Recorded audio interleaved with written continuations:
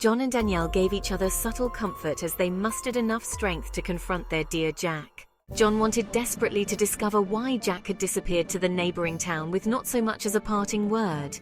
John began to surmise that Jack had chanced upon some fortune and didn't want to share the spoils. For that, he could not blame Jack.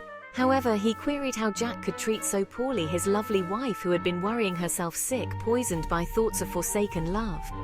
The thought that Jack could disappear for weeks and not attempt to contact her pulled ever more painfully at her heart. She and John gave each other an unspoken assurance as both were resolute to discover what Jack had been up to. They proceeded to open the door. Jack sat in a dimly lit room next to a bed upon which lay a frail female form. She was swaddled in an old blanket which covered all but a small section of her face. The woman expelled a labored cough, to which Jack pitched a glass of water and offered it to the woman. He then wiped her brow with a dampened cloth that sat in a bucket next to the bed. After which he produced a flute from his vest pocket and played an extraordinary tune which had the effect of soothing the agonizing woman.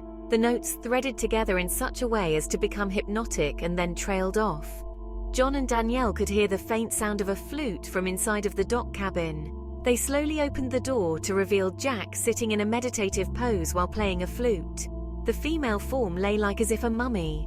Her form produced an earth-shattering reverberation that boomed slightly out of sync with the rhythm of the flute's hauntingly demonic melody. Upon witnessing her beloved Jack with a strange woman, she charged toward the woman in attempts to seize the blanket and expose her shame. Jack attempted to stop Danielle, but it was too late. Neither John nor Danielle were prepared for what they witnessed. The blanket was removed to reveal a slender female form with pale blue skin and delicately slender features. She was of abnormally tall height and had 3 fingers to each hand. She had 2 sets of fiery red eyes beset in black-lined eye sockets. Although her face held no human grace, her expression was clearly that of anger and pain. Her mouth opened to expose rapier-like teeth from which released a nerve-rattling shriek. In a rage, she leapt toward the now terrified John and Danielle. Before the form could strike, she was engaged with the haunting tune coming from Jack's flute. Danielle felt faint and slumped to the floor. John caught her just in time to keep her head from hitting the ground, but he began to feel weak in the knees. What had John gotten them into?